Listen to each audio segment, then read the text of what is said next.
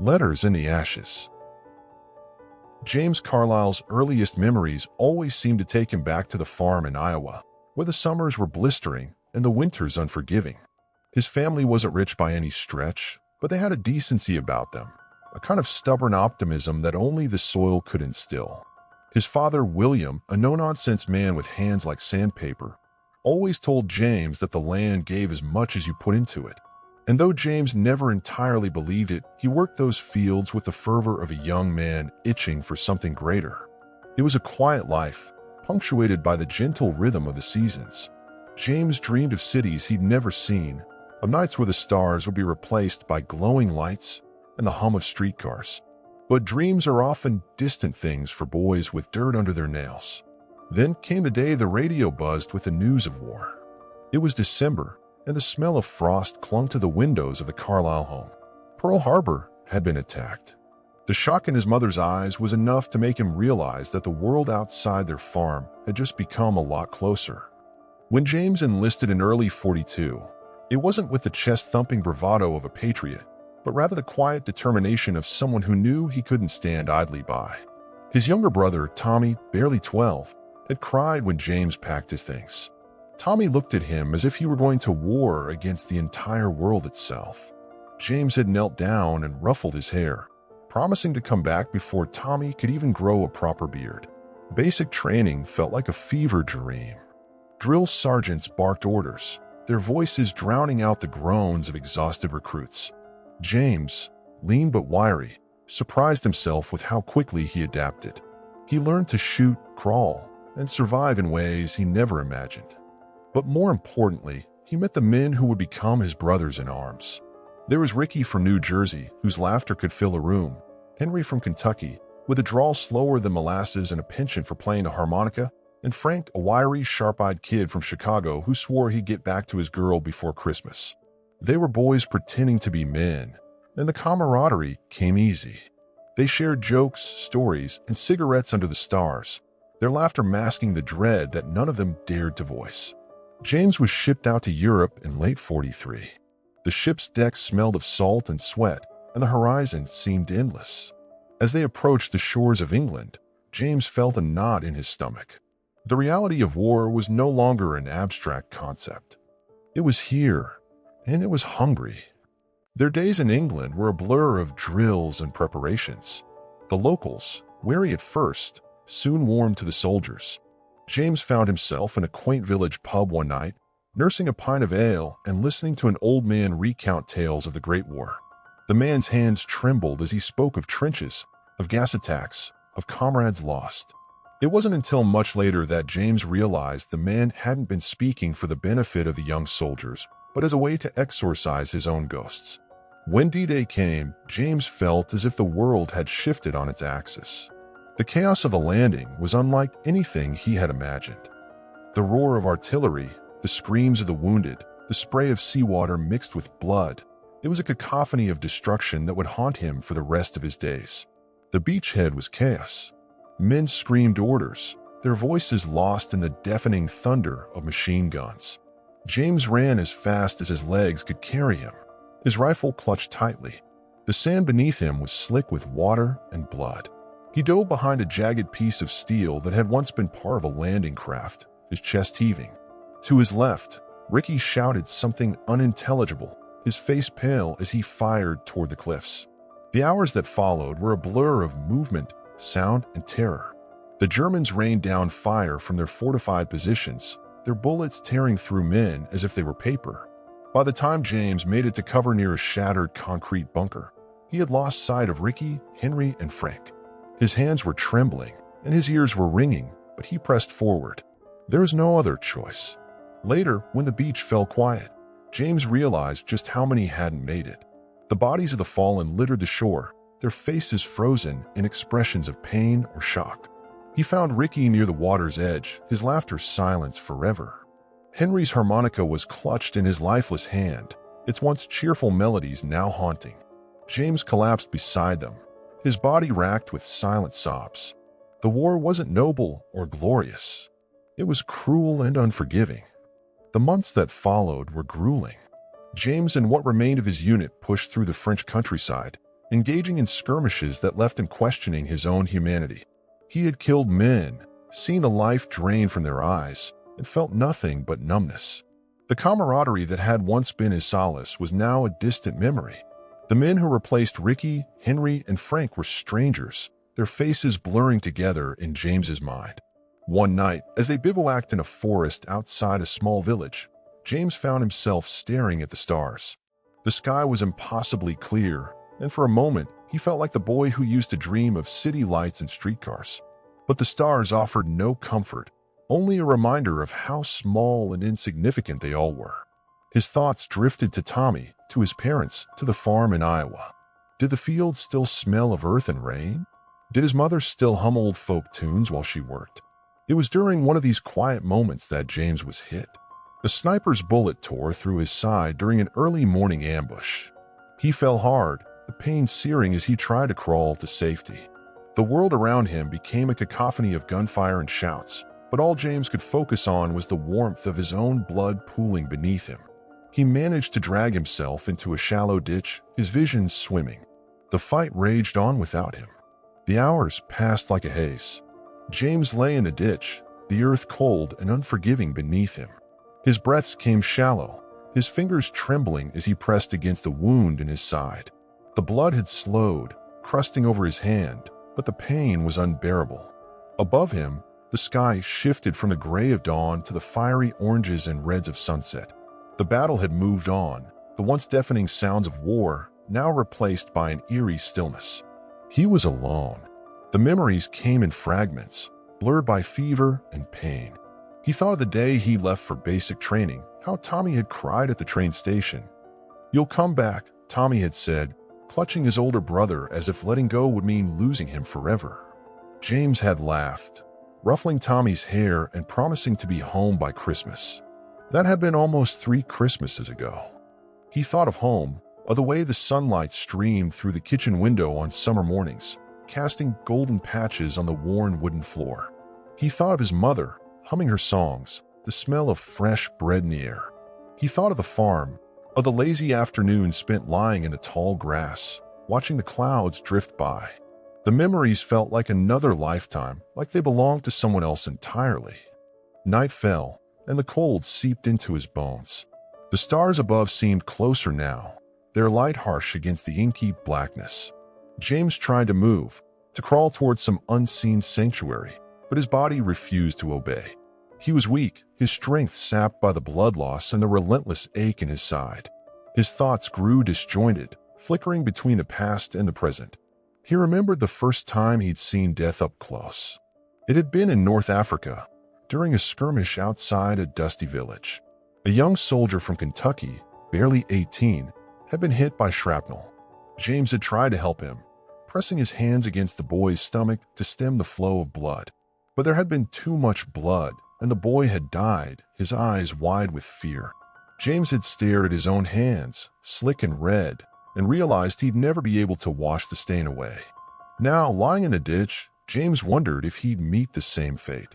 Would he die here alone and forgotten, just another casualty in a war that had claimed so many lives? Would anyone remember him? Would Tommy grow up without an older brother to guide him, to tease him, to protect him? The thought filled him with a deep, aching sorrow. But amidst the despair, there was something else, a quiet resolve, a determination to hold on, even if just a little longer. James closed his eyes and took a shaky breath. If this was the end, he would face it with dignity, with the same quiet strength his father had shown when the crops failed and the family had struggled to make ends meet. He would not let the war take his humanity, even if it claimed his life. As the night dragged on, James found himself slipping in and out of consciousness. The pain in his side was no longer sharp but dull and gnawing, as if his body had resigned itself to the inevitable. His vision blurred, the world around him reduced to shadows, and faint whispers carried on the night breeze. He thought of his father again, of the mornings when they'd rise before dawn to tend the fields. His father's hands, rough and calloused, had always seemed so strong, so certain.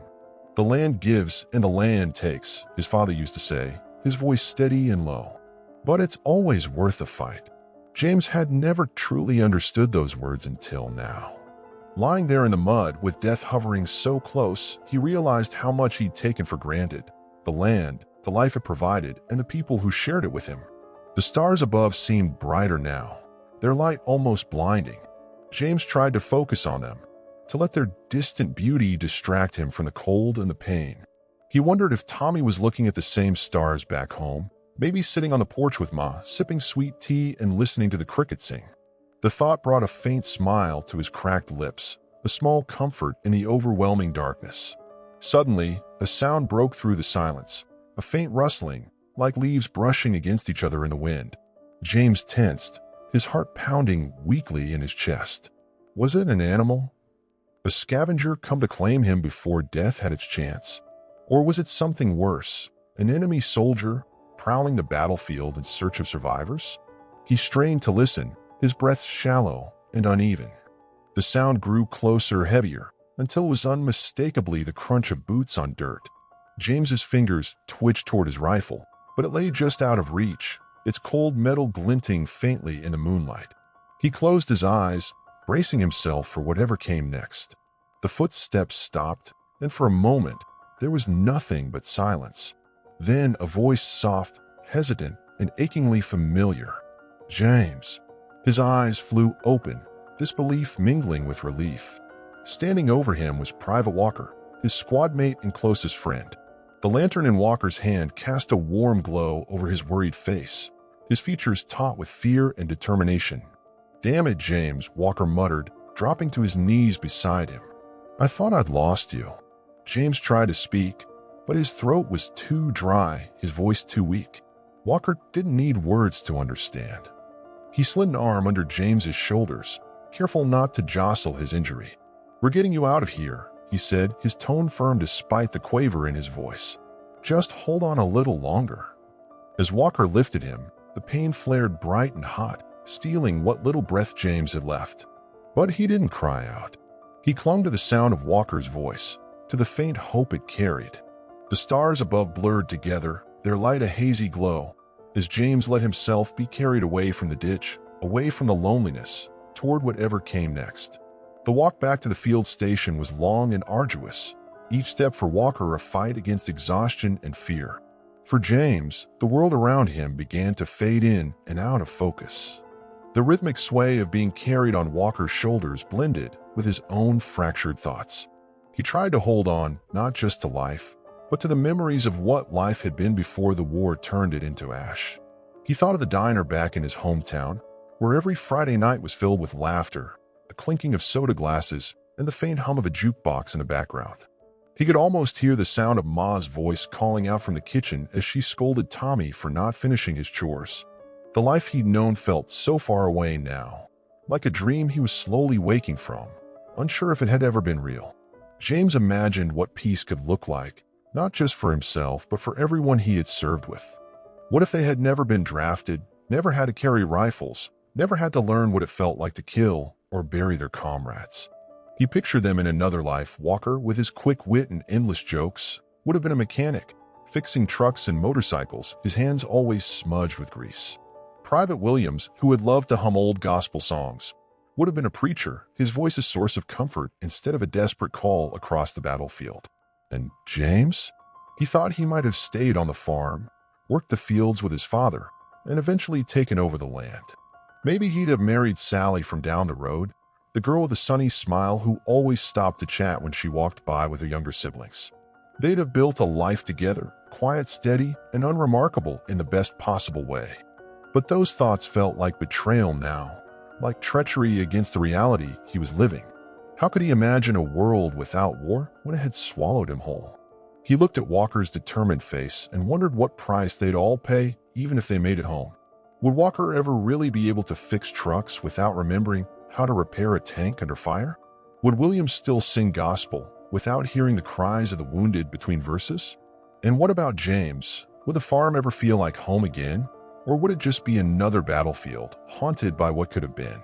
When they finally reached the field station, the medics moved quickly, their faces grim but focused. James was dimly aware of the warmth of the stretcher beneath him and the steady pressure of hands working to stabilize his wound. He drifted in and out, the edges of his consciousness fraying like an old threadbare blanket. In those moments of lucidity, his mind wandered to the others who hadn't made it this far, those buried in foreign soil, their stories unfinished. He wondered if they had thought of home too, in their final moments, or if they had been too consumed by the pain and fear to hold on to anything but the present. For James, the present was slipping away, but he clung to one last vision, a world untouched by war. In this vision, he saw himself and Walker, older and with lines of laughter on their faces instead of scars. They were sitting on a porch, their families nearby, children's laughter mingling with the rustling of leaves in the breeze. There were no rifles, no uniforms, no whispers of battles fought or lives lost, just the hum of a quiet evening, the peace of knowing they had lived a full and unbroken life. The thought brought a strange kind of comfort, even as the weight of his injuries pressed down on him. He wasn't sure if it was a memory of something that might have been, or just a dream, but in that moment, it didn't matter. All that mattered was the hope it carried, the hope that even in a world so often torn apart, there was still room to imagine, to dream, and to believe in something better. The small town of Cloverfield was wrapped in the muted gray of a late autumn morning when a telegram arrived at the Dawson family home. Mrs. Dawson, with her apron still dusted in flour, hesitated as the young courier handed her the envelope. Her hands trembled as she unfolded the stark, impersonal words that confirmed what she'd already feared deep in her heart. James was gone. The news shattered the family like a fragile pane of glass. His mother collapsed onto the kitchen floor, clutching the telegram to her chest, her wails piercing the otherwise quiet morning. Mr. Dawson stood frozen, his weathered face etched with disbelief and a quiet grief that he didn't yet know how to express. The farm, once alive with the sounds of work and laughter, fell silent that day, the weight of James's absence settling over the house like an oppressive fog. The funeral service was small but solemn, held in the local church where James had been baptized as a baby. The military had sent a folded flag and a polished plaque to commemorate his sacrifice, but to the Dawsons, these felt like poor replacements for the son they had lost. Walker, his closest friend and the man who had carried him from the battlefield, stood at the pulpit to deliver a eulogy. His voice cracked as he spoke, his words less polished than heartfelt. He was the kind of man you wanted beside you when things got tough, Walker said, his hands gripping the edges of the wooden lectern. James didn't just fight for his country, he fought for the men around him, for the dream of getting us all home. I don't think I'll ever meet someone with a heart as big as his. The congregation sat in reverent silence, many with tears in their eyes. Walker looked toward James's mother as he concluded, his voice barely a whisper. I promised him I'd tell you that he thought of you all in the end. His family, his home, that's what mattered most to him. After the service, Walker lingered, reluctant to leave. He approached James's parents, his broad shoulders hunched as though the weight of the war had finally crushed him. Mrs. Dawson grasped his hand tightly, eyes searching his face for something, perhaps answers, perhaps solace. You brought him home, she said, her voice thick with grief. Thank you. Walker nodded, unable to speak, and promised to visit them again before leaving town. For now, he needed space to reckon with his own sorrow and the weight of surviving when James had not. Years passed, and Walker's life moved on in fits and starts. He eventually found work in a small auto repair shop, his hands more comfortable with wrenches than with words. He married a woman who reminded him a little of James, kind, optimistic, always seeing the best in people. Together, they built a quiet life, but James was never far from Walker's mind. True to his word, Walker made a point of visiting the Dawsons whenever he could. These visits became less about grief and more about connection. He helped Mr. Dawson fix the aging tractor one summer, sharing stories about James's heroics on the battlefield and his humor during their rare moments of rest. The stories weren't just a balm for the Dawsons. They helped Walker keep James's memory alive too. One autumn afternoon, Walker found himself on the Dawsons' porch, sipping coffee with Mrs. Dawson as the leaves fell gently around them. She had taken out an old photo album, and they flipped through pages of James's childhood, his first bike, his baseball team, the time he'd painted the barn door bright blue as a surprise. You know, Mrs. Dawson said, her voice tinged with bittersweet pride, I used to dream about the man he'd become. I never thought those dreams would end this way, but I'm glad he had someone like you with him. Walker didn't reply immediately.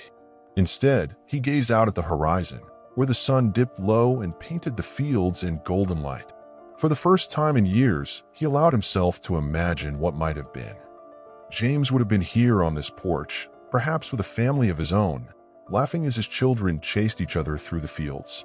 Walker would have brought his own family over for Sunday dinners, their lives intertwined in the peaceful simplicity they had fought for but never fully attained. The thought brought both a pang of sorrow and a glimmer of hope. Though James was gone, his legacy lingered in the connections he had forged and the love he had left behind. Walker realized that his own life, though forever marked by the war, could still hold meaning and joy. James wouldn't have wanted him to carry the weight of loss forever. He would have wanted him to live. And so Walker did. He worked hard, raised his children to value kindness and courage, and kept James's memory alive in the stories he told. When his youngest son asked one evening why his middle name was James, Walker smiled and said, "Because he was the best friend I ever had, and I wanted to honor him." On quiet nights, when the house was still and his family was asleep, Walker would sometimes sit by the window and think of James. He'd picture him on the farm, his hands calloused from work, but his face lit with a smile. In those moments, the grief felt lighter, replaced by gratitude for the friendship they'd shared, for the lessons James had taught him, and a reminder that even in the shadow of war, there was room for hope. The Dawson farm still stands, tended now by James's nephew, who often hears about his uncle's bravery from neighbors and old friends. Walker still visits, though less frequently now that age has slowed him. But every time he steps onto that porch, he feels a sense of peace, as though James is there with him, watching the sunset and reminding him that while war may take lives, it cannot take the bonds of love and friendship that endure long after the fighting is done.